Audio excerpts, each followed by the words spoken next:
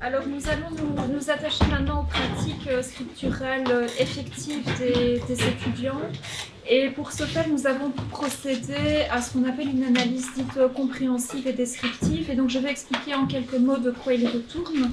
Et puis chacune des collègues va expliciter l'analyse très, très spécifique qu'elle a conduite. Alors ici, on prend en compte un certain nombre de nos questions de recherche et plus particulièrement les questions suivantes. Comment les étudiants s'emparent-ils concrètement des tâches qui leur sont prescrites? En fonction de quelle logique récurrente? Et quelles sont les pratiques effectives? Et puis, in fine, dans quelle mesure ces pratiques effectives coïncident avec les attentes professionnelles? Alors, quand on parle d'analyse dite descriptive ou compréhensive des écrits d'étudiants, de quoi s'agit-il précisément? Eh bien, on renvoie en général à des travaux qui ont été conduits dans le laboratoire Estol à Paris 8, et ce sont des travaux déjà parfois relativement anciens, qui ont été menés par Elisabeth Bautier, Jean-Yves Rochex, Dominique Bucheton, etc. Et ce sont des travaux qui mènent à des résultats intéressants, selon une méthodologie tout à fait spécifique qui repose sur une approche dite sociolinguistique telle que défendue par Basil Bernstein. Et donc, ces chercheurs nous invitent à passer d'une lecture normative évaluative, telle qu'on la connaît tous très bien en tant qu'enseignants, quand on est amené à noter les copies que l'on reçoit, et donc de passer à une lecture descriptive ou compréhensive, et compréhensive devant s'entendre au sens de prendre avec, c'est-à-dire j'accorde une vraie attention aux écrits que les étudiants me soumettent. Donc l'idée est finalement d'identifier, d'examiner très finement et très scrupuleusement, ce qui prend un temps considérable, les tentatives empiriques des sujets, pour que le chercheur puisse identifier le mode spécifique en fonction duquel les étudiants se sont emparés effectivement, vraiment, de la tâche prescrite. Et donc il est assez facile, de façon binaire, d'opposer une lecture dite normative et une lecture dite compréhensive. Dans la lecture normative, finalement, l'enseignant il a très souvent en ligne de mire le texte idéal, le texte que l'étudiant aurait dû produire. Dans ce type d'approche, l'entrée privilégiée, c'est le texte réellement produit. Pas celui qu'on aurait aimé lire, mais celui qu'on est occupé à lire effectivement. Dans une lecture normative, on va comparer le texte avec le texte idéal pour dégager des carences, des lacunes ou des écarts par rapport à une norme, par rapport à des attentes supposées. Ici, la logique est tout à fait différente. On va regarder les écrits au moyen d'indicateurs discursifs potentiellement discriminants. Par exemple, l'étudiant, dans une analyse réflexive, va-t-il s'exprimer en je, en nous, en on? Et donc tout ça induit par exemple des conséquences et des effets tout à fait différents. Alors dans une lecture normative, le bilan va être fragmenté dans des micro-compétences atomisées et qui n'ont pas forcément beaucoup de relations les unes avec les autres. De l'autre côté, l'idée est de mettre au jour des conduites scripturales qui vont réunir de façon cohérente et pour leur donner sens des indices et des indicateurs multiples qui convergent pour donner à voir une logique d'écriture tout à fait spécifique. Et donc mon discours est théorique et abstrait, mais bien évidemment chacune des collègues va concrétiser mon propos au moyen des analyses effectives qu'elles ont menées. Alors d'un côté on a une lecture binaire, le texte est réussi ou est raté, et d'un autre côté finalement on va essayer de montrer la complexité et la diversité des postures, des logiques d'écriture, et puis on va quitter à un moment donné cette posture non jugeante et descriptive et compréhensive pour adopter à la fin et revenir à une posture beaucoup plus traditionnelle et beaucoup plus normative. Les différentes postures finalement que j'ai mises au jour patiemment sont-elles toutes équivalentes d'un point de vue normatif et sont-elles toutes congruentes eu égard aux attentes professorales? Et très clairement la réponse est non. Et on voit qu'il y a une hiérarchie très vite qui se dessine entre des logiques ou des postures d'écriture qui sont plus ou moins intéressantes, plus ou moins pertinentes et plus ou moins émancipatrices également pour le sujet. Alors pourquoi finalement adopter ce type de lecture très, très spécifique, mais l'idée c'est que si on n'a pas posé un diagnostic tout à fait précis de ce que les sujets savent faire ou ne pas faire avec l'écriture, faute de comprendre vraiment leur tentative scripturale, faute de saisir les logiques qui sous-tendent les écrits, l'idée c'est qu'on ne peut pas accompagner véritablement les tentatives des sujets. Et donc on sait bien qu'il y a toute une série d'activités, de dispositifs de remédiation qui sont mis en place depuis longtemps, et une hypothèse forte qui sous-tend ce type de travaux, c'est que ces dispositifs de remédiation ne sont souvent pas très efficaces, parce qu'ils passent à côté des véritables tensions, résistances, difficultés qui sont celles des étudiants. Et donc l'idée c'est de prendre le temps et de regarder vraiment les écrits que nous donnent à voir les étudiants et essayer de les comprendre véritablement et de les appréhender différemment. Alors une autre idée forte, c'est qu'un enseignement compensatoire qui porte uniquement sur des dimensions linguistiques n'a pas d'effet sur les compétences scripturales. Pourquoi ? Parce que écrire, c'est bien plus que pouvoir orthographier valablement son texte ou utiliser les signes de ponctuation. Alors c'est ça aussi, mais ce n'est pas que ça. Et donc l'idée, c'est de regarder les textes avec des indices et des indicateurs beaucoup plus larges. Et donc ça permet de les appréhender tout à fait différemment. Alors ce qui est défendu, prôné aussi par Elisabeth Bauthier, c'est l'idée de privilégier un transfert de compétences.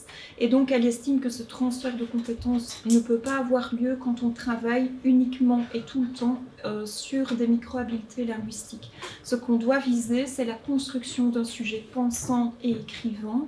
Et pour ce faire, ce type d'analyse permet de voir quel type de sujet, quel type de logique, quel type de posture adopte le scripteur. Et donc l'idée, c'est que cette catégorie langue qui est bien connue, elle est évidemment pertinente, indispensable, utile, significative, etc. Mais elle est insuffisante pour appréhender la complexité des phénomènes que requiert la tâche d'écriture. Et elle ne permet pas d'embrasser toutes les difficultés éprouvées par les étudiants. Ces difficultés pouvant toucher aux représentations, pouvant toucher à des connaissances encyclopédiques parfois dont on a besoin pour produire ces textes, etc. etc. Alors concrètement, comment effectuer une lecture dite descriptive ou compréhensive ? Alors le principe, c'est de lire les données de façon répétée, de manière inductive et déductive, c'est-à-dire je vais analyser les portfolios des étudiants, je vais analyser un bilan hospitalier. À mon avis, quels indices, quels indicateurs me permettraient d'analyser finement ces écrits et de déterminer ensuite de discriminer finalement les stratégies adoptées par les étudiants.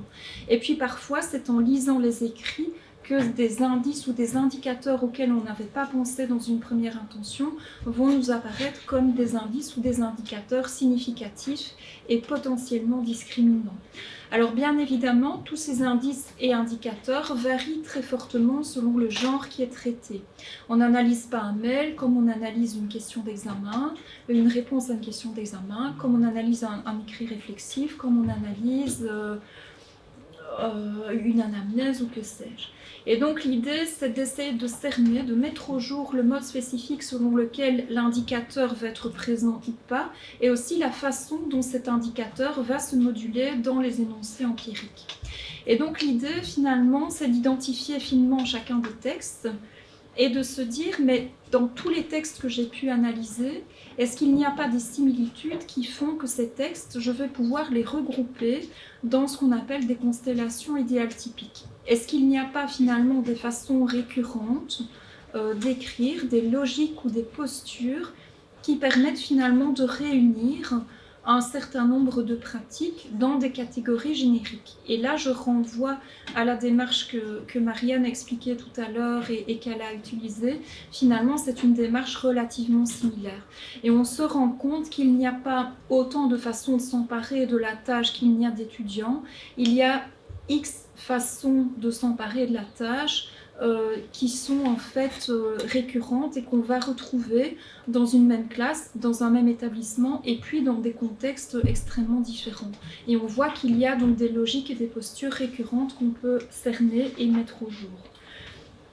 Alors, dans un dernier temps, l'idée est d'évaluer finalement pertinence plus ou moins grande de chaque logique et la pertinence plus ou moins grande de chaque constellation ou de chaque posture adoptée par les étudiants. Et donc la toute dernière partie de la réflexion consiste à se dire, j'ai cerné cette posture, cette logique d'écriture, je vois que c'est une posture qui est intéressante à certains égards, mais pas à tous, et finalement, qu'est-ce qui devrait être retravaillé pour que tous les étudiants mobilisent la posture ou la logique qui a été identifiée comme étant la plus émancipatrice, la plus aboutie, et celle qui montre vraiment les plus grandes compétences ou qui traduit le mieux les attentes finalement professorales eu égard au genre spécifique qu'on a travaillé. Et donc le postulat qui est un postulat fort est qu'il faut prendre ce temps de l'identification du bilan et du diagnostic pour accompagner, pour former beaucoup plus adéquatement les étudiants, puisqu'on cerne beaucoup mieux finalement ce qui pose véritablement problème. Et donc en tant qu'enseignant et chercheur, c'est un travail qui est intéressant parce que ça nous permet d'adopter un autre regard par rapport à des copies qui nous sont tout à fait familières et qu'on a l'habitude de traiter avec un regard tout à fait différent et tout à fait spécifique. Et donc il y a des phénomènes inédits qui émergent et qu'on n'avait pas pu identifier par le biais d'une lecture dite normative ou évaluative. Voilà, je vous remercie et je cède la parole à Marianne. Oui, voilà, donc moi j'ai analysé des carnets de stage, donc l'écriture réflexive dans des carnets de stage. Je vais d'abord vous parler du corpus que j'ai analysé, ensuite j'expliquerai les enjeux pour l'étudiant d'écrire ces carnets de stage, ce que ça implique pour lui. Je vous expliquerai les indicateurs que j'ai utilisés, mes références théoriques et puis comment je suis parvenue à dégager les 4 postures scripturelles. Voilà, donc le corpus que j'ai analysé, c'est 44 carnets de stage étudiants de normale primaire. Il y avait 8 étudiants en bac 3 et 36 en bac 2. Donc, ces carnets de stage sont des carnets où l'étudiant est amené à se questionner par rapport au sens qu'il donne à son expérience. C'est un temps d'arrêt qu'on lui offre, et qu'il doit saisir aussi pour donner sens, à son expérience. Par ailleurs, il doit pouvoir mobiliser tous les savoirs qu'il a appris en formation. Il doit pouvoir le montrer parce que c'est quand même un objet qui est évalué et qui est lu par différents formateurs. Donc l'étudiant doit aussi montrer qu'il est capable de mobiliser ses savoirs, voire d'en construire en situation professionnelle. Mais donc c'est aussi un écrit qui sert à la communication entre les différents intervenants. Donc le carnet de stage est à la fois lu par le maître de stage, par les professeurs de la section, et donc l'étudiant sait qu'il s'adresse à ces différentes personnes tout en écrivant en même temps pour lui-même. Donc c'est quand même un écrit assez complexe. Et puis finalement, dans ce carnet, l'étudiant doit aussi s'auto-évaluer et évaluer quelque part les pratiques qu'il est amené à rencontrer et donc à se positionner par rapport à ces pratiques. Donc on voit que c'est quand même un écrit complexe. Donc les indicateurs que j'ai utilisés, les références, donc voilà, Caroline les a déjà cités, c'est Rechex, Bautier, Charodot, Bucheton, pour mettre en évidence comment l'étudiant se pense comme auteur et comme sujet. Et puis par rapport à la pratique réflexive, je me suis référée à Perreni. Donc se penser comme auteur et comme sujet, donc Charodot différencie bien identité sociale et identité discursive de l'étudiant. Donc, comment l'étudiant, j'ai observé ce que l'étudiant dit dans ce carnet, de quoi parle son texte, les thèmes qu'il aborde, les valeurs qu'il avance, est-ce qu'il varie les matériaux qu'il traite. J'ai essayé d'observer comment sa pensée s'épaissit. Est-ce qu'il se pose des questions? Comment est-ce qu'il problématise? Comment il articule le général et le particulier? Et aussi comment il structure sa pensée, comment il parvient à convoquer différents concepts, et comment il étaie ses points de vue, comment est-ce qu'il argumente. Alors par rapport à l'identité discursive, c'est-à-dire comment l'étudiant dit ce qu'il veut dire, j'ai observé comment l'étudiant choisit une voix, comment il parvient à convoquer différentes voix, comment est-ce qu'il parvient aussi à se positionner par rapport à ces différentes voix, comment il s'implique avec un point de vue singulier. Et puis aussi, un point important, j'ai regardé comment il se projette dans le temps et dans l'espace. Donc, par rapport aux pratiques réflexives, donc j'ai observé 3 axes. Donc d'abord le rapport à l'incertitude. Est-ce que l'étudiant manifeste un besoin de sécurité? Est-ce qu'il accepte le changement ou est-ce qu'il cherche à évoluer? Ou bien aussi son besoin d'explorer, d'expérimenter. Donc ça, c'était un premier axe. Le deuxième axe, c'était par rapport à l'autonomie et au jugement professionnel. Est-ce que l'étudiant est plutôt dans une logique applicationniste du prescrit, ou au contraire, il prend des libertés, il essaye d'adapter le prescrit en fonction des situations et des contextes. Et finalement, un pôle pragmatique ou un pôle identitaire. Est-ce que l'étudiant est plutôt en recherche de moyens d'agir, ou il est plutôt en quête de sens et essaye de comprendre pourquoi il agit de telle ou telle manière, il essaye de comprendre des logiques et pas spécialement d'appliquer, de rechercher des moyens d'agir tels quels. Donc pour le faire, enfin, ce qui m'a semblé plus facile pour déterminer les postures, c'est aussi de travailler par rapport à 2 axes. Donc il y a des étudiants qui, selon l'axe du temps, se situent plus dans le court terme ou plutôt dans le long terme, dans leurs analyses et dans leurs réflexions. Ou alors aussi par rapport à l'autre axe, il y a des étudiants qui sont surtout préoccupés par eux-mêmes, ils sont centrés sur eux-mêmes, ou alors d'autres qui s'inscrivent plus dans la profession. Et par rapport à ces 2 axes, j'ai donc déterminé les 4 postures. Une posture affective, une posture dans le court terme, une posture affective et une posture consciencieuse, et dans le long terme, une posture centrée sur sa progression personnelle, ou une posture où l'étudiant est en recherche, qui adopte une posture de recherche et qui a un besoin d'expérimenter. Dans la posture affective, l'objet de l'analyse porte essentiellement sur soi, sur son stress, ses peurs, ses propres actions.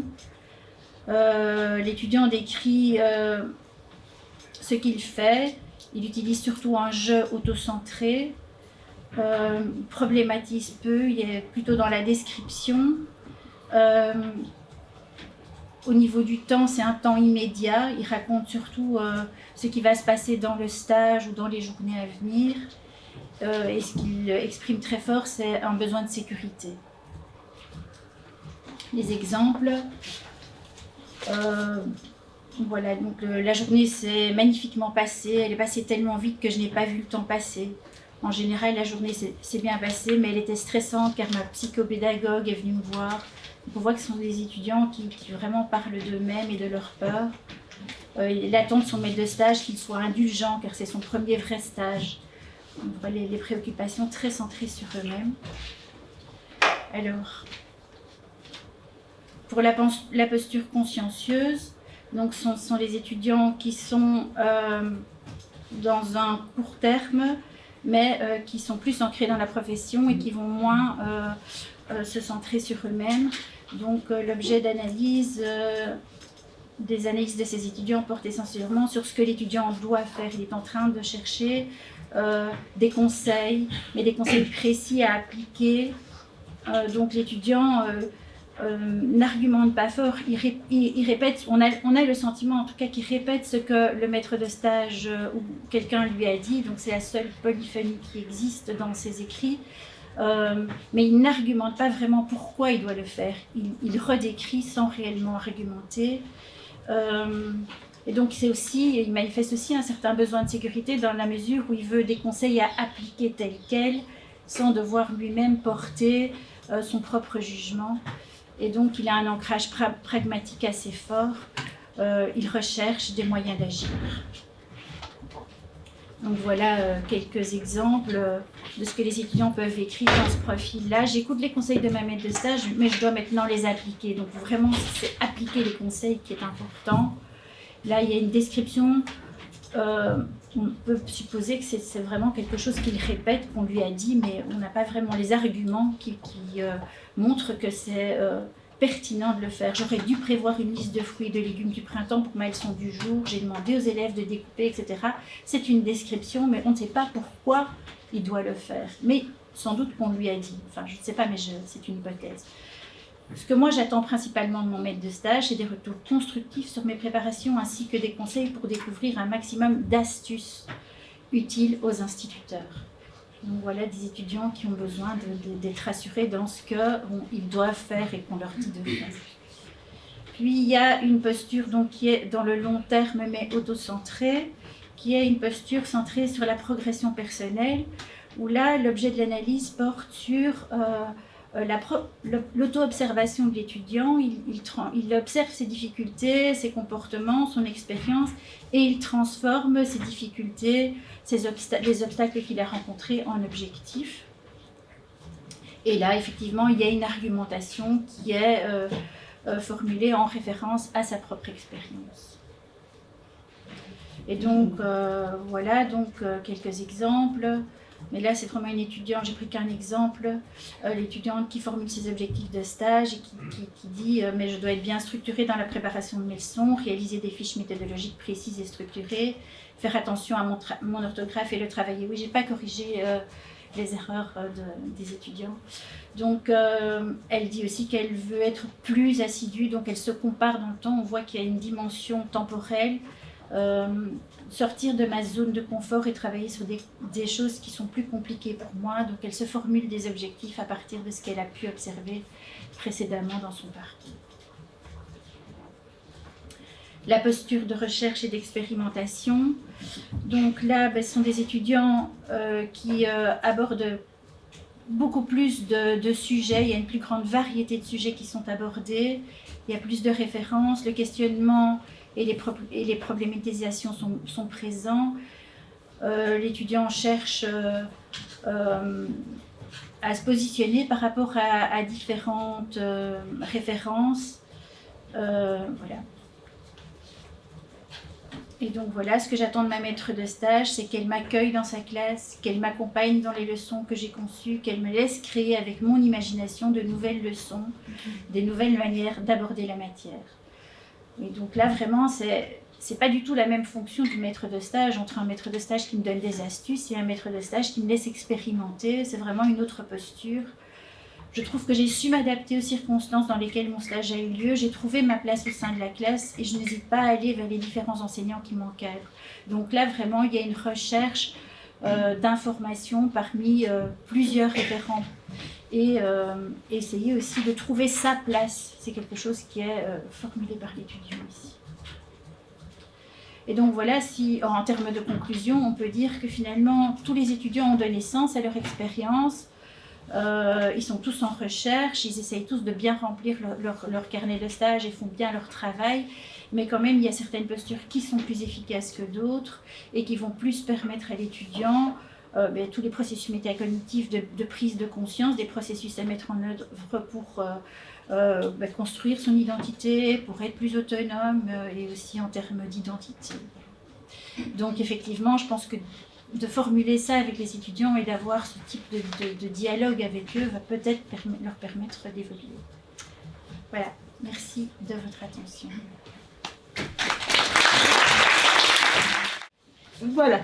Donc moi j'ai choisi un genre, je ne sais pas s'il existe vraiment appelé comme ça, les TP intégratifs à visée professionnalisante. Pourquoi intégratifs? Parce qu'ils intègrent plusieurs compétences et plusieurs unités d'enseignement, et professionnalisants parce qu'ils amènent les étudiants de l'école au monde professionnel. Et donc il était logique, et ça s'est imposé à moi presque plus que de l'avoir choisi, de m'intéresser aux relations qui existent entre l'étudiant et l'entreprise, entre l'étudiant et l'école, d'autre part. Alors, le corpus, il est plus large que celui que je vous présente aujourd'hui, mais ce sont 14 TP du bloc 2 du bachelier en marketing, des TP d'une trentaine de pages, réalisés en groupe de 5 à 8 étudiants, qui font l'objet d'une forte pondération et donc d'un grand enjeu pour les étudiants, et qui en plus, ils sont défendus devant un jury, et font même parfois l'objet d'un concours. Donc l'hypothèse de départ, c'est que les relations entre les trois pôles du triangle permettraient de définir des postures, et que ces postures peuvent être relevées à travers différents indicateurs. Alors, les principaux indicateurs, je ne vais pas les détailler ici, mais ils sont inspirés de la recherche de Caroline dans sa thèse de doctorat et dans son ouvrage sur l'argumentation écrite. Alors, il y a les principaux indicateurs qui sont offerts à moi, mais c'était d'entrée de jeu la couverture. Donc, en regardant les travaux, la couverture a déjà été significative. Donc, je me suis intéressée aux ressources péri- et paratextuelles. Ensuite, à la cohésion à l'intérieur des discours, la cohésion verbale, et également les connexions logiques entre les idées. Et enfin, quelle place les énonciateurs prenaient-ils dans leur discours et comment ils le modélisaient. L'essentiel des remarques que je vais pouvoir formuler sont tirées donc de la couverture et du layout, de l'introduction, de la conclusion et des recommandations. On verra qu'il faudrait sans doute poursuivre. Alors, et ça nous a permis de dégager 3 profils. Alors, j'hésite à dire vraiment 3 postures, et j'hésite à parler de profil. J'ai plutôt envie de parler d'un continuum entre les étudiants qui sont encore à l'école et les étudiants qui sont déjà dans le monde des affaires. Évidemment, il y a ceux qui sont au milieu.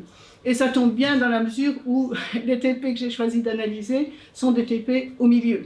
Et donc, ça aura sans doute une incidence sur un peu la répartition des TP qu'il y a. Donc, bien sûr, quand je dis les étudiants, il faut bien tenir en compte que ce sont les groupes d'étudiants, puisque ce sont des écrits de groupe. Les étudiants encore à l'école, donc on verra des exemples tout de suite à la fin de cette partie-ci, ce sont des étudiants pour lesquels le contexte académique et le contexte de l'école est fréquent, abondant, surabondant.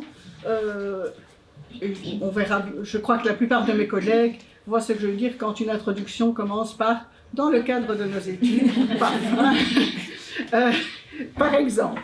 Et on a vraiment l'impression, tout au long du travail, mais particulièrement dans l'introduction et la conclusion, que c'est le respect des consignes, le respect du prescrit qui est l'élément fondamental pour les étudiants. Ils veulent montrer qu'ils ont compris ce qu'ils devaient faire et qu'ils ont fait ce qu'ils devaient faire.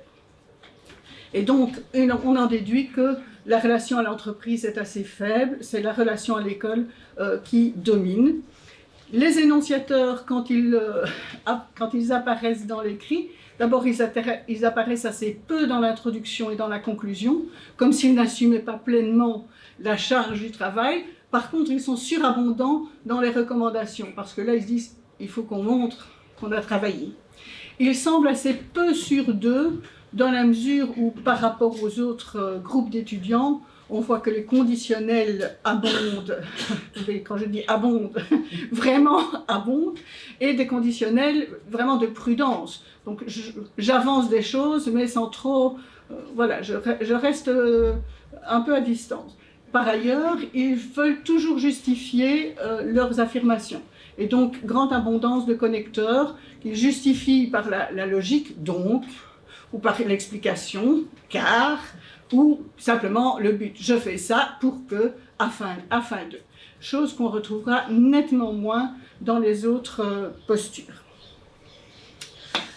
Le style est bavard, et donc ça c'est assez classique, on le voit dans le layout, mais on voit aussi dans la rédaction, c'est-à-dire que rien n'est laissé à l'imagination du lecteur.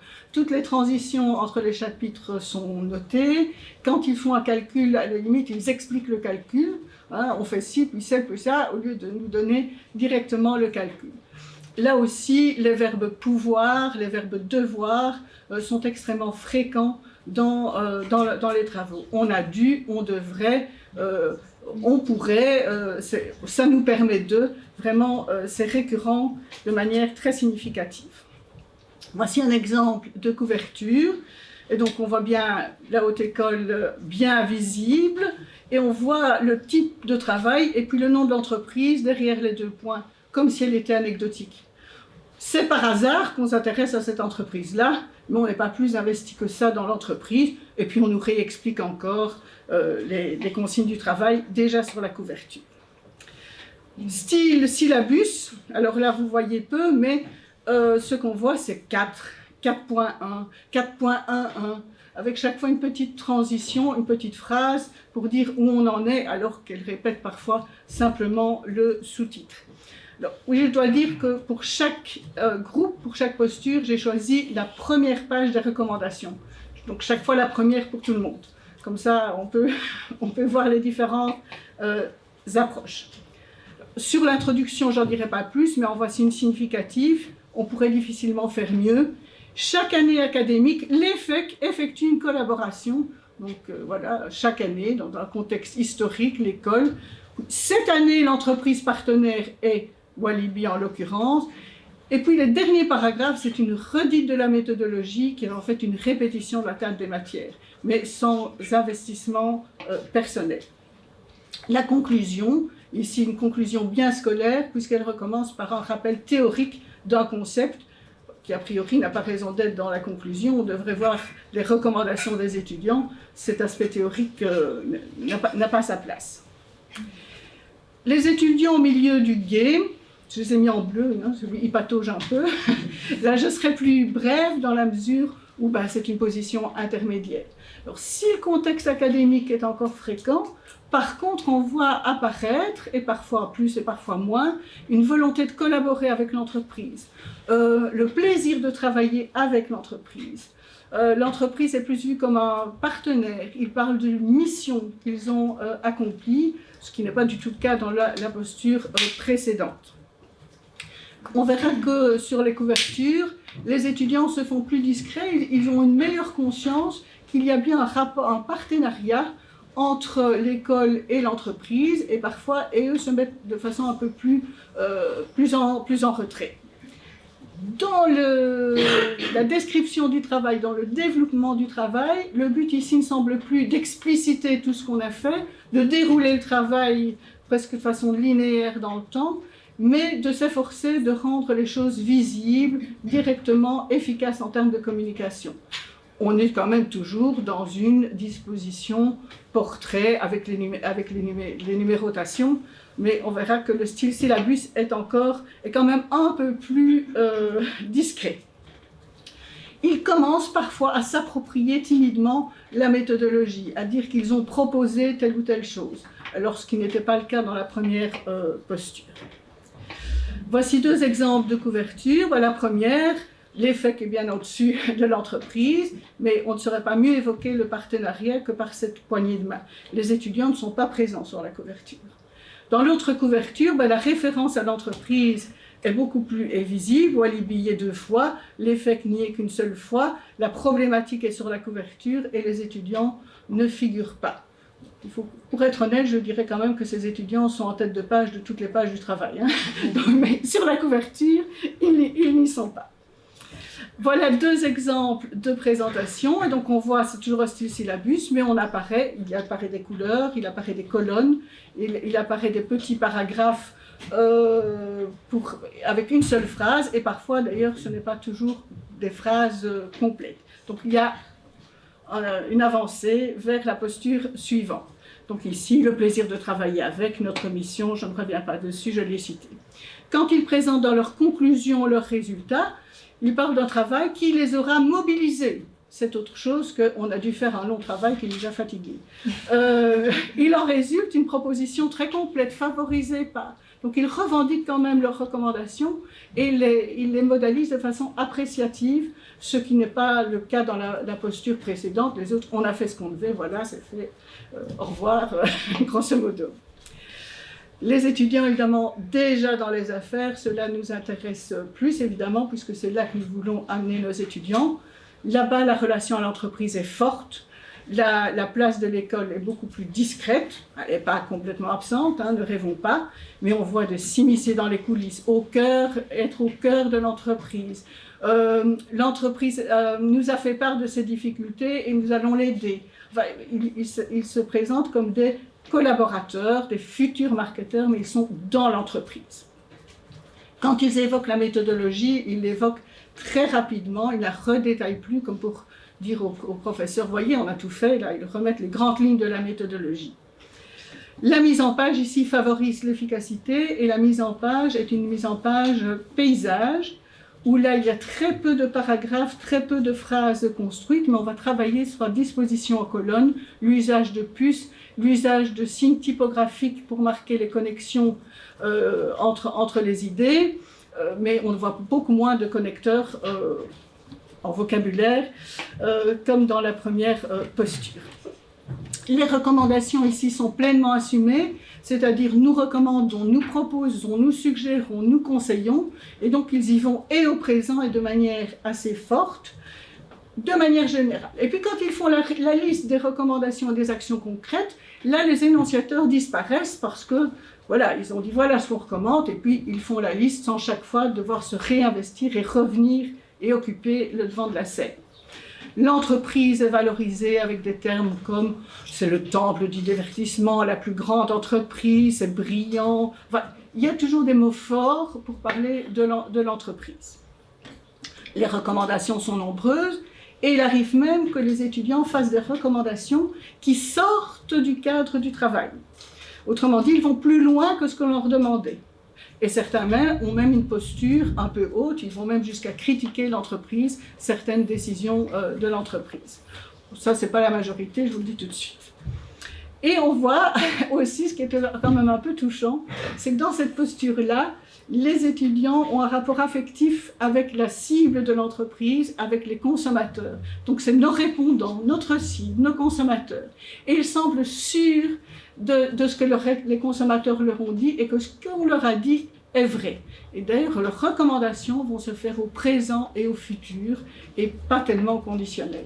Quand il y a du conditionnel, ce sera un conditionnel plutôt pour ce qui est du ressort de l'entreprise elle-même ou ce qui est encore non abouti. Le style est donc beaucoup plus sec, comme je l'ai dit. Voilà deux exemples de couverture. Celle de droite, on voit bien Walibi est au-dessus, et puis les étudiants sont les deux autres pointes du triangle, mais de manière très discrète. Dans celle de gauche, l'entreprise et les étudiants sont mis en parallèle, occupent le même espace, et les visions académiques sont envoyées dans les coins. Donc c'est une autre vision des relations.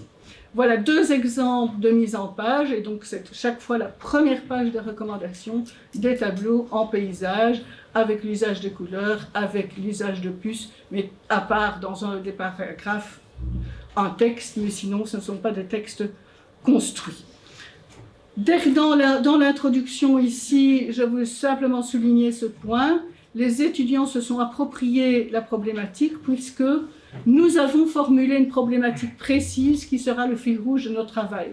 Donc ce n'est pas Walibi qui est venu, qui a donné la problématique, c'est eux qui l'ont formulée et c'est eux qui la revendiquent.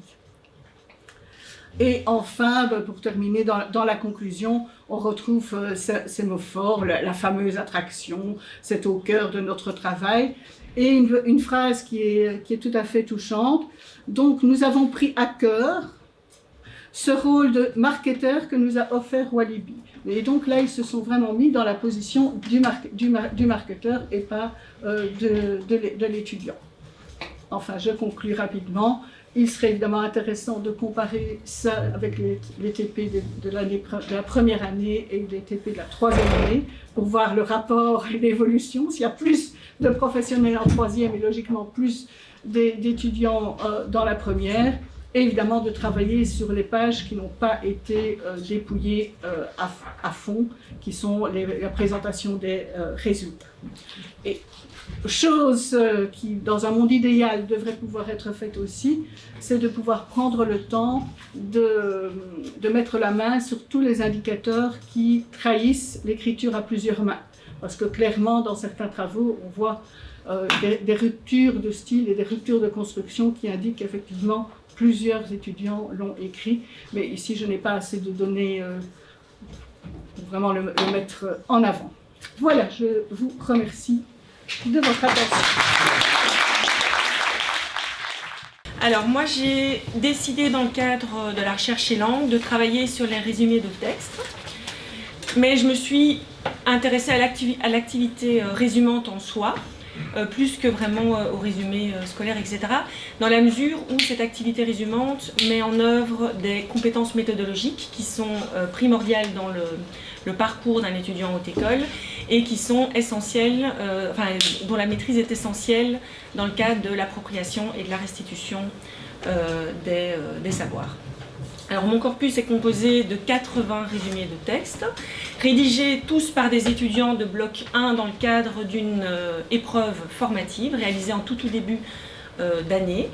À chaque fois, évidemment, les consignes qui sont données aux étudiants sont identiques et alors, pour ces 80 résumés-là, ils proviennent tous du même texte source, qui est un article de vulgarisation qui a été publié dans la revue Sciences Humaines et qui fait un petit peu moins de 1200 mots. Alors, comme pour mes collègues, ma démarche, mon analyse se veut descriptive et compréhensive. J'ai principalement utilisé les deux premiers indices et je me suis tout particulièrement intéressée aux opérations cognitives et linguistiques qui sont mises en œuvre dans l'activité résumante. Je me suis inspirée des travaux sur la macrostructure et sur les mécanismes de réduction de l'information, ainsi que d'un ouvrage qui porte vraiment sur le résumé, qui est en lien aussi avec la macrostructure de Flotoum. Alors j'ai systématiquement comparé les séquences du texte source, puisque c'est toujours le même, avec les séquences correspondantes dans les résumés. J'ai adapté le modèle de Flotoum et j'ai identifié un certain nombre de séquences typiques. Donc ce n'est pas vraiment des phrases, mais plus ou moins donc des séquences typiques qu'on peut retrouver dans le résumé. Je ne vais pas les passer en revue là maintenant, mais on les retrouvera dans le cadre de ma présentation. Alors grâce à cette analyse, j'ai identifié des logiques scripturales récurrentes qui s'organisent sur deux axes, l'axe de la réduction et l'axe de la fidélité. Sur l'axe de la réduction, les résumés se répartissent entre deux extrêmes, avec évidemment un continuum. D'un côté, les résumés pour lesquels les étudiants opèrent une très très faible réduction, et de l'autre côté, les résumés lacunaires, où justement il y a une très très forte réduction qui est opérée par les étudiants. Alors pour appréhender ce phénomène de réduction, la première étape a été de voir d'abord si les étudiants respectaient le nombre de mots prescrits. Et je suis arrivée au résultat que la tendance chez les étudiants, en tout cas dans le cadre de mon corpus, c'est qu'ils font des résumés qui sont souvent trop longs et parfois même très très longs, parfois le double de ce qu'on leur demande. Ensuite, j'ai examiné la répartition des résumés selon le taux de reprise des informations essentielles. Donc j'ai fait l'inverse. Et là, j'ai observé donc les informations dites essentielles qui appartiennent plutôt à la macrostructure. J'ai observé que seulement 57% de ces informations, donc du texte source, étaient reprises dans les résumés, en moyenne évidemment, puisqu'on voit bien que ça se répartit un peu différemment. Alors, on a ces deux tendances. D'un côté, des résumés qui sont très longs. D'un autre côté, des résumés qui sont lacunaires, qui ne reprennent pas toutes les informations. Et donc ça peut paraître contradictoire. Il n'y a pas évidemment de corrélation directe entre ces deux paramètres parce que, voilà, comme je le montre ici, on peut avoir des résumés qui sont très longs et qui sont lacunaires, et à l'inverse, on peut avoir des résumés qui sont très courts et qui sont relativement exhaustifs. Alors pour examiner ça un petit peu plus en détail, j'ai regardé en particulier comment les étudiants avaient traité un paragraphe en particulier donc du texte source. j'ai identifié plusieurs cas de figure que je vais présenter avec des exemples. Alors dans ce premier exemple, on voit que l'étudiant a repris quasi systématiquement toutes, donc à gauche c'est le texte source, à droite c'est le résumé, donc il a repris quasi toutes les séquences du texte source, sans pratiquement rien supprimer. À chaque fois, soit il reprend les phrases telles quelles du texte source, soit, donc là j'appelle ça des séquences citations, soit il les reformule sous la forme de séquences paraphrases. Alors dans les deux cas ici, dans les deux exemples ici, on voit que les étudiants ont opéré une plus grande réduction. Mais cette réduction n'est pas due au fait qu'il a généralisé l'information, mais plutôt qu'il a vraiment beaucoup plus supprimé de séquences du texte source. Et à nouveau, quand on regarde vraiment dans le détail, on voit que les séquences qui ont été reprises sont soit reformulées, soit reprises telles quelles. Alors, troisième stratégie, si on a un étudiant qui a généralisé, donc qui a utilisé un mécanisme un peu plus élaboré, il a généralisé l'ensemble des séquences sous la forme d'une seule phrase.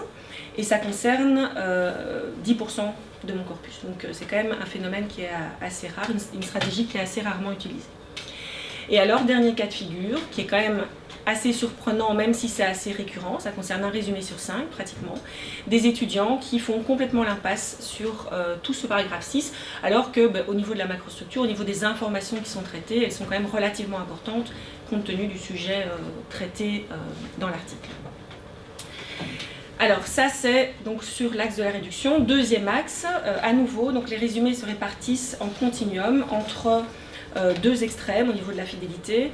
D'un côté, les résumés, on a pu déjà un petit peu le voir, les résumés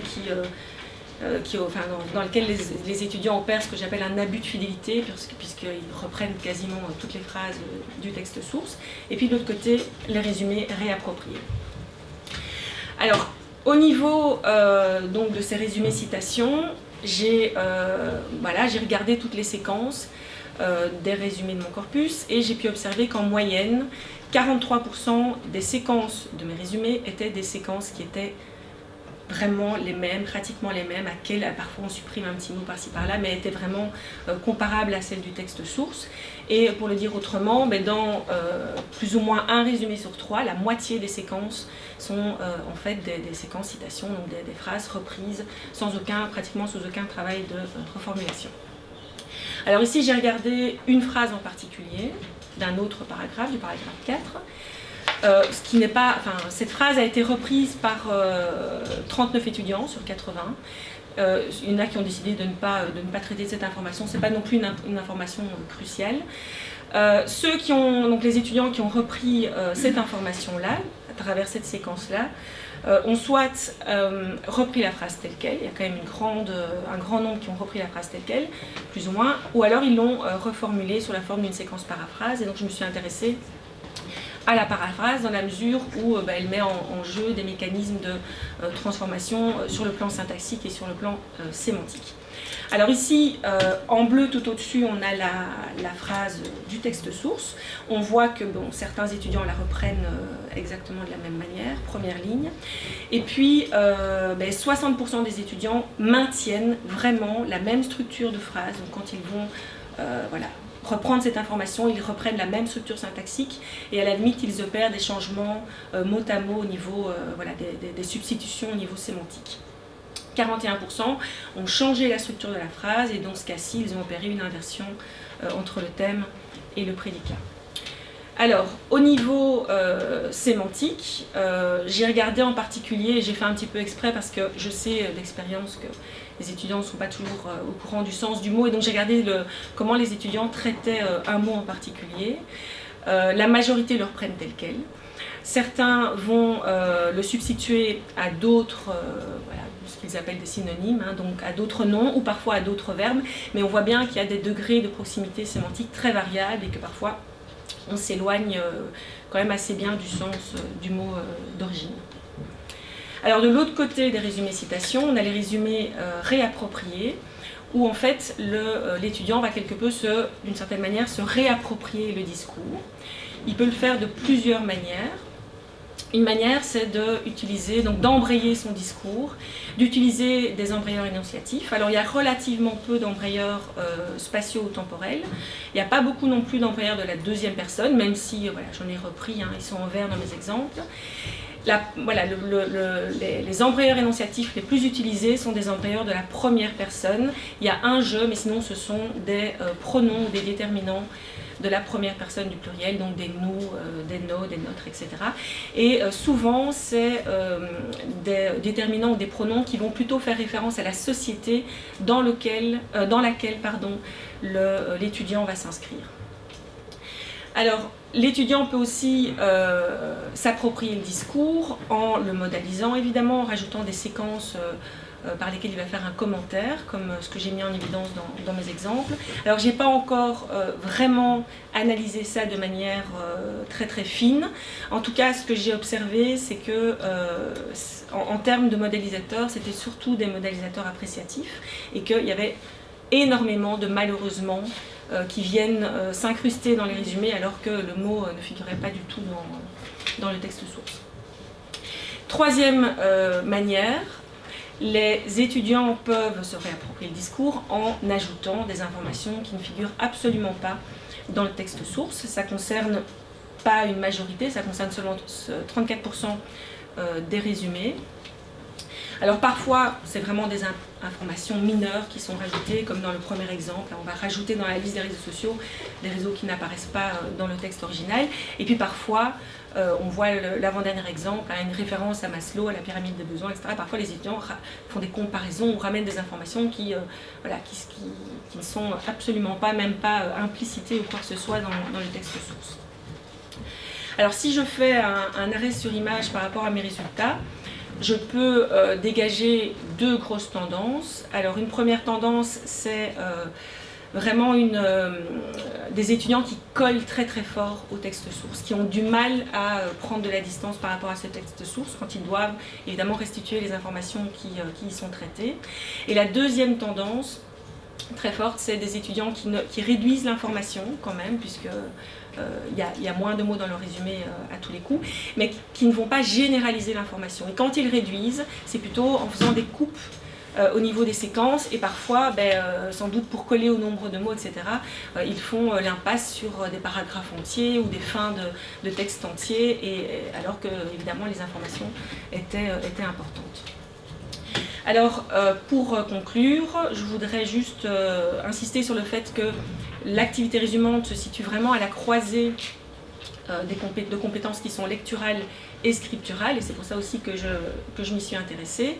Au niveau de la lecture, cette tendance qu'on observe, donc la difficulté que les étudiants ont à trier l'information, à sélectionner les informations les plus importantes, à généraliser l'information, cette stratégie du couper-coller que j'observe vraiment très très souvent pourrait constituer un indice révélant des difficultés de compréhension du texte. Et au niveau de l'écriture, le fait que les étudiants vraiment ont du mal à prendre de la distance et à reformuler le discours, le fait qu'ils utilisent vraiment les phrases du texte, pourrait témoigner d'insécurité linguistique et d'un sentiment qu'ils n'ont pas une posture de scripteur légitime, en tout cas par rapport à l'auteur du texte source. Et puis, je l'ai dit en introduction, cette activité résumante, évidemment, elle mobilise des compétences qui sont essentielles dans l'appropriation et la restitution des savoirs. Et moi, j'ai travaillé un petit peu dans le cadre du SAR, où je le fais aussi dans le cadre de mes cours.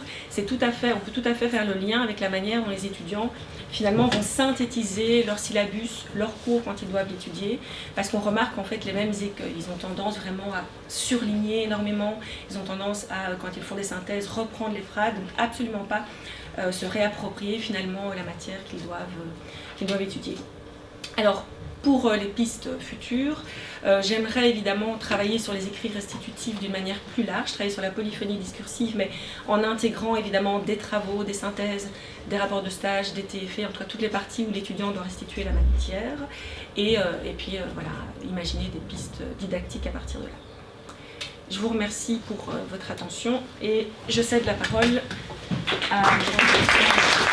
Moi, je vous propose de nous pencher sur un genre tout différent, en tout cas d'un tout autre registre, c'est les emails de nos étudiants. Et donc évidemment, on n'est pas face aux mêmes enjeux en termes de construction du savoir et d'apprentissage, puisqu'il y en a très peu. Enfin, vous serez d'accord avec moi pour dire que ça questionne en tout cas les collègues et que de toute façon, en voyant les emails que je vais vous montrer aujourd'hui, on peut se poser certaines questions et voir là peut-être des indices d'éléments qui pourraient être travaillés.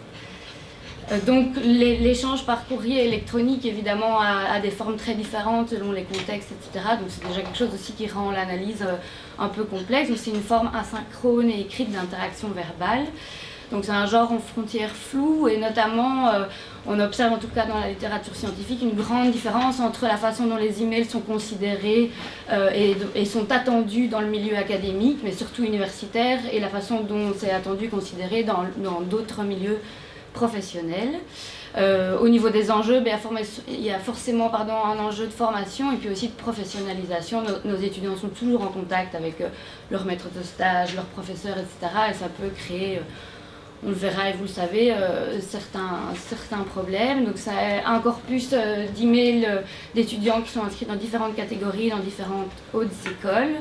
Alors j'ai adopté au départ vraiment une analyse qualitative qui s'inscrivait dans cette approche compréhensive et descriptive des pratiques d'écriture, mais évidemment avec ce corpus-là, ce genre d'écrit, c'est un peu compliqué de prétendre à montrer, décrire des logiques différentes selon des profils de scripteurs différents, puisque non seulement c'est à chaque fois des textes incomparables avec les autres, enfin des courts textes, puisque c'est des données authentiques, donc sur des sujets avec des demandes et des contextes différents, mais aussi c'est très court, très bref, donc y trouver des logiques me paraissait un peu artificiel.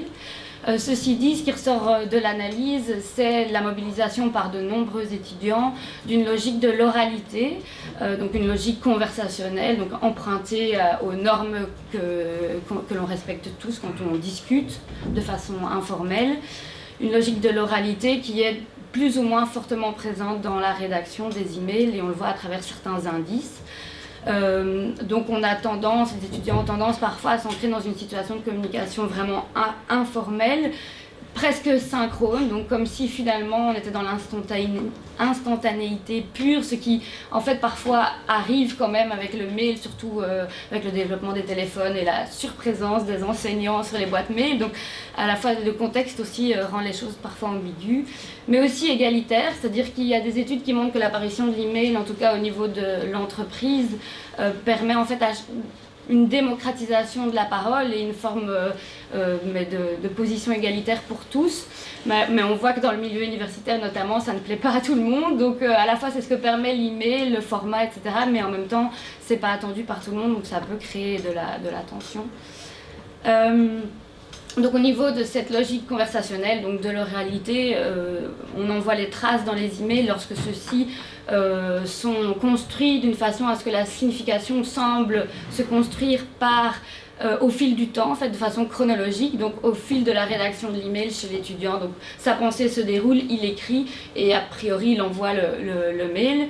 Donc bonjour Madame Corillon, je m'excuse fortement de l'envoi si tardif de l'horaire de stage de la première semaine. La deuxième n'est qu'un brouillon pour l'instant, donc on voit qu'il y a une juxtaposition des informations à transmettre.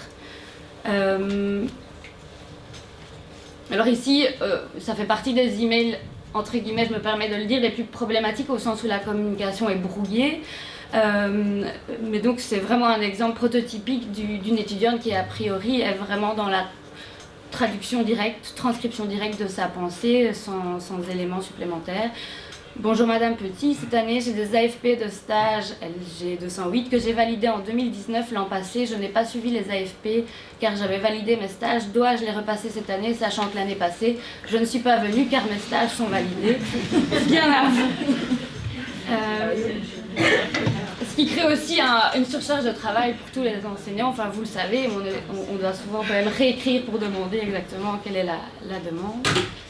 Alors, ce qui est intéressant aussi de constater, c'est pour compenser l'absence d'indices qu'on peut avoir dans la conversation en termes d'indices non verbaux pour faire transmettre son message plus facilement, on voit que certains étudiants vont utiliser la ponctuation de façon assez créative, comme on peut le faire aussi, c'est vrai, dans des discussions plutôt informelles comme le chat ou le SMS. Mais donc des doubles points d'interrogation, des triples points d'exclamation peuvent apparaître pour sans doute signifier l'importance de la question ou de la remarque.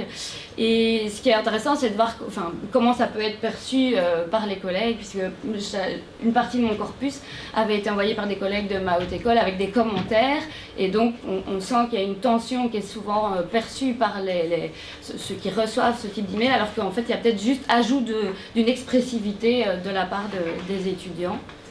Alors évidemment, cette logique plutôt informelle d'écriture va impliquer que l'usage notamment des majuscules et de la négation est aléatoire. Et les majuscules, ça se remarque aussi quand même assez souvent dans les noms et prénoms des étudiants eux-mêmes. Donc, je n'ai pas l'interprétation, mais je trouve ça quand même un petit peu interpellant. Et évidemment, la négation, l'adverbe de négation ne, parfois n'apparaît pas, ce qui traduit une certaine informalité. Alors, dans le même sens, vu qu'on est dans souvent une conversation qui n'est pas, un discours qui n'est pas révisé, on a évidemment de l'implicite et de l'inefficacité dans la communication. Donc, je ne vais pas m'attarder sur cet email, mais c'est un échange d'emails entre une étudiante et une enseignante. Et l'étudiante n'exprimait pas clairement sa demande du tout, donc l'enseignante doit répondre pour savoir ce qu'il en est. Et puis c'est comme si ça créait une sorte de tension entre les interlocuteurs, puisque le deuxième mail de l'étudiante est quand même très direct. Je savais déjà que ça se trouvait dans le stage 1, mais je voulais savoir si un job étudiant peut être considéré comme un stage et pas de signature, etc. Alors, les conséquences de ces aspects-là, ça peut être clairement une tension ressentie chez l'interlocuteur, une tension allocutive, donc, qui s'adresse, peut-être pas volontairement, mais à la personne à laquelle on s'adresse, qui se ressent aussi par l'utilisation d'abréviations dans des formules dans lesquelles se trouve interpellé l'interlocuteur. Donc typiquement, bien à vous, BAV, BAT, SVP, pour s'il vous plaît. Dans certains contextes, c'est des choses qui apparaissent et qui ne semblent pas poser problème, mais dans le milieu de l'enseignement supérieur, ça peut créer de la tension. Alors au niveau de la conclusion et des pistes, il y a évidemment un enjeu permanent lié aux actes de politesse linguistique, à la tension allocutive. Alors c'est pas forcément au centre de nos préoccupations, mais c'est vrai que moi je trouve que c'est assez interpellant de se dire qu'il y a des étudiants qui n'ont peut-être tellement pas les codes qu'en fait d'entrée de jeu ils vont créer de la tension, pas avoir leur réponse et peut-être être mal vus, etc. Et puis on peut surtout se demander si au niveau de leur entrée dans le métier, ça va pas leur créer des problèmes. Donc c'est pour le moment pas du tout un objet d'apprentissage, et c'est vrai que ça paraît un peu basique et on a d'autres choses à faire, mais c'est interpellant de voir que certains ne maîtrisent pas certains codes. Il semblerait aussi qu'il y ait une grande variation de compétences selon les contextes de formation, mais ça c'est pas du tout une analyse quantitative, j'ai juste pu observer et du coup m'inquiéter du fait que dans la catégorie pédagogique, il semblerait qu'on ait des étudiants qui éprouvent plus de difficultés à entrer dans des codes de communication par email, notamment au niveau de la révision métalinguistique, de la cohérence et puis du respect de l'orthographe, que d'autres étudiants, par exemple en commerce extérieur. Donc c'est une observation, il faudrait clairement, si on voulait étudier ça, je ne suis pas sûre que ce soit non plus le plus urgent, mais moi en tout cas ça m'interpelle quand même fortement sur le rapport de nos futurs enseignants à l'expression, à la communication, à la norme aussi, qui est quand même celle qu'ils vont devoir enseigner jusqu'à preuve du contraire. Donc voilà, c'est ce qui m'étonnait beaucoup dans le corpus. Alors aussi, ce qui est assez interpellant, c'est qu'en me lançant dans cette analyse d'email, je me disais finalement, il n'y a pas beaucoup d'enjeux, et puis ce qui est particulier, c'est qu'il y a un ancrage situationnel très fort. On n'a pas demandé aux étudiants d'écrire un résumé et ils ne savent pas trop pour qui et pourquoi, mais ils écrivent d'eux-mêmes, en général, pour demander quelque chose, transférer une information, etc. Et au contraire de ce qu'on peut voir dans les ouvrages didactiques qui disent qu'il faut contextualiser les interactions, donner du sens au discours et pour que les étudiants, les élèves comprennent qu'ils s'adressent vraiment à quelqu'un, mais là ils s'adressent à quelqu'un, c'est évident, et pourtant finalement, on n'a pas l'impression qu'au niveau de la révision métalinguistique ou métadiscursive, ça les aide ou ça les met dans une posture davantage plus exigeante. Aussi, c'est très court en général, ils savent très bien le contenu qu'ils vont transmettre et donc on peut se dire que la charge cognitive est quand même diminuée par le contexte et que ça pourrait aider notamment pour la révision métalinguistique, mais apparemment ça n'aide pas toujours. Donc la question c'est, est-ce qu'il y a une posture métalinguistique, est-ce qu'il y a une posture du doute quand ils se mettent à écrire à quelqu'un ou quand ils se mettent à écrire de manière générale, et s'il y en a une, est-ce qu'il y a aussi peu de réflexes métalinguistiques qui sont automatisés que pour qu'ils puissent assez rapidement en tout cas vérifier que leur email répond aux attentes globales de la communication et permettent surtout de communiquer avec leur interlocuteur. Alors je ne vais pas y revenir, mais au niveau, je suis quand même arrivée vite à me demander au niveau de la norme ce qu'on pouvait faire, puisque c'est ce que j'ai pu constater, beaucoup de problèmes liés à la norme linguistique. On pourra en discuter peut-être après, mais donc il y a des choses quand même assez étonnantes qui reviennent souvent, notamment une difficulté à accorder au féminin ses propres, les adjectifs qui renvoient au je d'une femme qui écrit. Donc on est dans quelque chose de moins superficiel et artificiel et peut-être inutile que des règles orthographiques complètement arbitraires. Et donc voilà, c'est toutes des choses quand même un peu interpellantes sur certains aspects. Alors que faire ? Je pense qu'en tout cas, il y a la question de la posture qui est à interroger. Et là, je rebondis peut-être sur ce qui a été dit ce matin. Si on est dans cette hypothèse qu'il y a une sorte de surconfiance des étudiants par rapport à leurs compétences écrites, par exemple, alors c'est peut-être qu'il y a quelque chose à faire à ce niveau-là assez rapidement à l'entrée de la formation. Enfin, surconfiance, je veux dire, en tout cas, peu de réflexion et de doute par rapport à ça. Et donc je pense qu'il y a quelque chose à faire au tout début de la formation à ce niveau-là, puisque ce n'est pas des choses qui sont impossibles pour eux à apprendre et à comprendre. Et évidemment tout ça dans une approche intégrée, donc entrer par les genres discursifs qui sont attendus, et évidemment aborder la question de la norme et de ses effets. Voilà, merci à tous pour votre écoute. Mon travail a porté sur une série de corpus d'écrits qui étaient autant de formes d'évaluation certificative réalisées dans les options d'études. Excusez-moi, Irène Marie, on ne t'entend pas bien. Peux-tu parler un tout petit peu plus fort, s'il te plaît ? Merci. Eh bien, mon travail a porté sur une série de corpus d'écrits qui étaient autant de formes d'évaluation certificative réalisées dans différentes options d'études pour des cours et à des niveaux différents. Mon propos d'aujourd'hui portera en particulier sur un corpus de questionnaires écrits en bac 1. Alors, donc, au bout du travail d'analyse sur ce corpus, je suis arrivée à la question qui figure dans le titre, à savoir comment amener les étudiants en difficulté à faire un meilleur usage des questions d'examen pour qu'ils puissent réussir. Pour déployer ce questionnement, je vais commencer par situer donc le corpus dans son contexte de production. Je définirai ensuite ce qu'est une question d'examen du point de vue des opérations qu'elle implique. Je présenterai ensuite les critères d'analyse et les résultats dans un aperçu global. Je commenterai quelques exemples et je passerai à la discussion sur ces résultats. Alors, comme je l'ai dit, mon travail est porté sur 98 copies, sur un corpus de 98 copies, qui était donc un questionnaire réalisé en situation d'examen à distance, en première année de section normale primaire, dans le cours d'analyse théorique et pratique de la diversité culturelle et de la dimension du genre. Le questionnaire se composait de 3 questions. Et donc, avant même d'entrer dans le détail des analyses, je suis arrivée à toute une série de constats et autant de questions, à savoir, du côté des professeurs, la formulation des questions attestait la présence d'un grand souci d'explicitation, de clarté, de précision. Donc le guidage anticipé de la construction des réponses était maximal.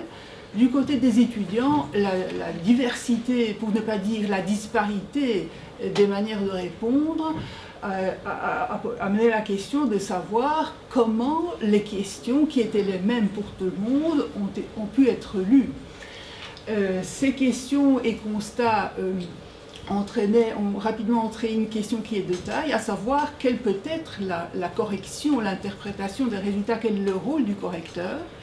Est-ce que le professeur doit extraire des extraits des éléments de réponse à partir de sa connaissance du cours qu'il a donné, ou doit-il au contraire attendre que ces savoirs soient explicités par les soins du scripteur? Et enfin, la question principale pour nous est de savoir comment construire la lecture ou les lectures appropriées des questions en amont de la situation d'examen.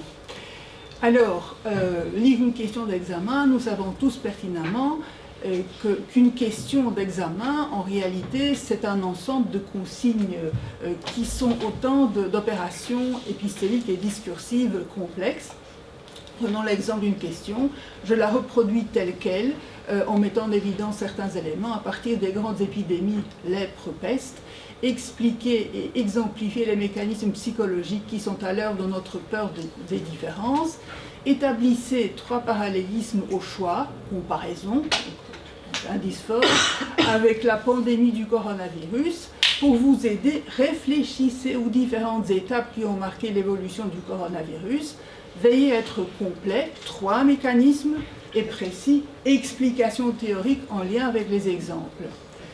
Alors, donc, point n'est besoin d'être titulaire du cours ni linguiste pour savoir que l'essentiel de la compréhension de cette question réside dans la sélection des significations précises, abstraites des verbes, qui sont le nerf de la question, qui sont autant de noyaux de la question. Et donc, tous ces verbes sont éminemment polysémiques. Prenons le verbe expliquer. Dans les variétés normées soignées de la langue, ce verbe possède au moins 15 significations, 15 acceptions différentes selon le littré, alors qu'il en possède au moins tout autant dans les usages conversationnels, familiers. Vous savez très très bien comme moi que expliquer signifie souvent manifester son sentiment, argumenter, décrire, raconter, et j'en passe. Prenons le verbe être précis. Bien, ici, dans la question, ce verbe signifie adopter le mode d'approche théorique et entrer dans le discours explicatif et descriptif, et non pas assommer le lecteur avec tous les détails qu'on a retenus. Donc je ne vous assomme pas de détails, je passe immédiatement aux critères d'analyse. Quels peuvent être les critères pertinents pour analyser les copies dans un cours qui est finalement théorique, au niveau 1, donc au niveau initial donc de la formation professionnalisante, en sachant qu'il y a des savoirs à exposer.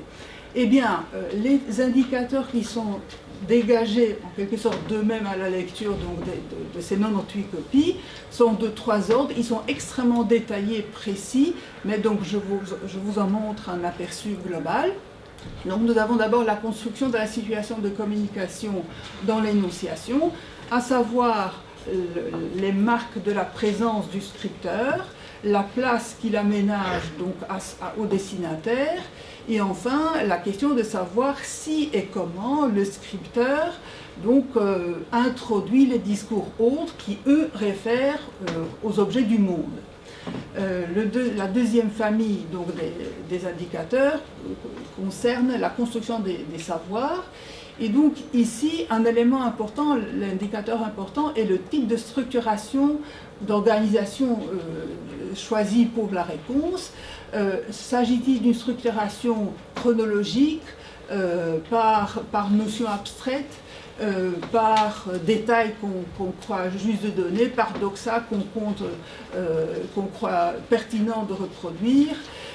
Alors, dans toute une série de situations de non-appropriation ou d'intégration des savoirs, apparaît en creux le rapport au savoir qui est donc à chaque fois variable.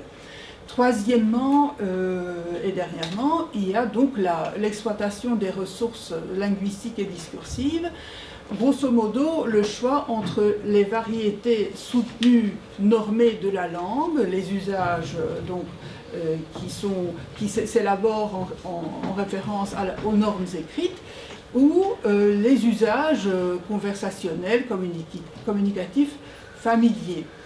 Alors, 98 copies, 3 sortes de critères. Qu'est-ce que cela donne? Passons tout de suite à l'aperçu des résultats.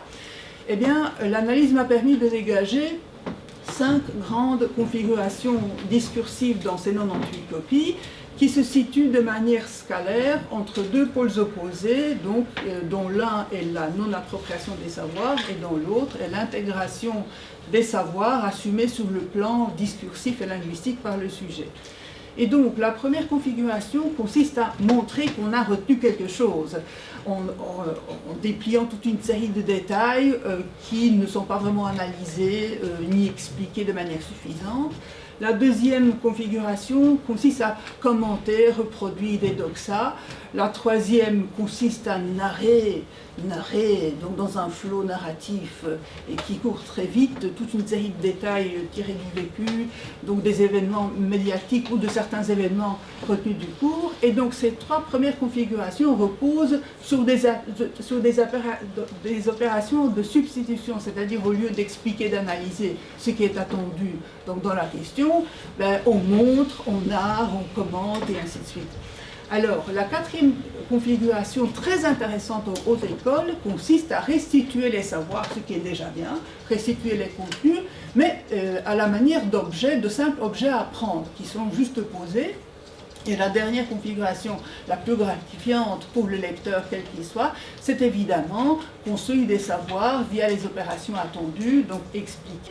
On suit donc les épidémies, et donc nous avons droit à tout, donc à la lèpre, aux stigmates, à la visibilité des stigmates, au centre de vacances, à l'île de Molokai, à toute une série de détails. Donc nous avons tout, sauf les savoirs, les points théoriques, donc les savoirs essentiels demandés. On se demande, on en arrive, donc le lecteur en arrive à se demander, mais de quel type est le rapport au savoir? Et puis pour ce qui concerne l'exploitation des ressources linguistiques et discursives, alors, nombre de constructions de phrases suivent les logiques de la proximité propre à l'oral. Et donc ça s'est traduit par un emploi des pronoms, des relais pronominaux et des temps, modes et aspects verbaux complètement instables. Donc c'est à nous de deviner de quoi il s'agit, de construire une cohérence. Les choix lexicaux sont rigoureusement ceux qui relèvent de l'usage du discours commun. Je ne parle même pas de problèmes grammaticaux. Dans cet exemple, il n'y a que 38 problèmes de grammaire parce que je n'entre pas dans les considérations de luxe comme l'orthographe d'usage ou la ponctuation. Alors la situation est toute différente pour ce qui concerne la configuration qui nous intéresse en haute école, qui est donc restituer les contenus à l'état d'objet à apprendre. Marie, il reste 2 minutes. Eh bien voilà, donc ici nous avons un changement, donc les savoirs apparaissent donc de manière explicite. Malheureusement, pour ce qui concerne la langue, nous avons un écrasement quasi total, un peu moins grave que dans le cas précédent, donc il n'y a pas de profondeur réflexive. Donc les objets de savoir sont là, mais il n'y a aucune profondeur qui permette de comprendre que l'étudiant s'est vraiment approprié ces différents savoirs. Beaucoup de traits relatifs aux logiques de l'oral. Bref, à force de prendre et de reprendre sur le métier ces différentes configurations, on en arrive invariablement à la question de savoir quel peut être l'usage, le bon usage, l'usage adéquat de ces résultats. Et donc on pense évidemment à la suggestion qui est faite très fréquemment, qui consiste à organiser des examens blancs pour envoyer un signal fort aux étudiants pour qu'ils se mettent enfin à étudier. Je vous soumets cette question pour la discussion. Pour ce qui me concerne, je proposerai les pistes que j'ai largement testées dans mes cours. Ce n'est pas la seule raison pour laquelle je le cite. En fait, il paraît intéressant de travailler dès le début du cours sur des exemples contrastés de réponses, anonymisées bien entendu, parce que dès qu'on commence à parler au début du cours des consignes d'examen, ça éveille tout de suite l'intérêt, et donc les étudiants s'impliquent tout de suite dans les commentaires sur les copies. Alors il est très important de consigner par écrit donc, les différentes remarques, et puis d'exploiter les indicateurs que nous choisissons en fonction des besoins du public que nous avons en face de nous. Alors, il me paraît important de travailler sur les différentes significations des verbes donc, qui sont susceptibles de se trouver dans les consignes. Et plus je dirais en amont, travailler sur des modes de lecture. Nous savons très très bien que les étudiants sont habitués à pratiquer la lecture fonctionnelle, qui consiste à extraire des informations, des morceaux de phrases, sans tenir compte de l'ensemble du propos et du contexte qui nous offre les enjeux de tout le propos. Et puis soumettre, donc faire des questionnaires sur les modes de lecture. Donc au début, il y a toute une série d'étudiants haute école qui ne voient pas pourquoi on s'interroge sur à quoi est-ce que ça sert, madame. Donc il faut persister, il faut revenir à la charge. Et surtout, donc, pratiquer des décrochages énonciatifs, c'est-à-dire, donc, quand on est en train de travailler sur un texte, eh bien, passer au niveau méta-discursif et métalinguistique pour demander, mais au fond, traduisez ça en français, qu'est-ce que ça veut dire en réalité? Et très souvent, les étudiants disent de même, en réalité, ils commencent à formuler des phrases, ils disent, mais en fait, madame, je ne comprends pas ce que ça signifie. Voilà, donc ça ce sont les premières propositions, il y en a beaucoup d'autres, mais je compresse violemment les opérations épistémiques et discursives que j'eusse aimé déployer avec vous pour vous donner la parole pour vos suggestions. Je vous remercie de votre attention, voici mes références principales. Merci.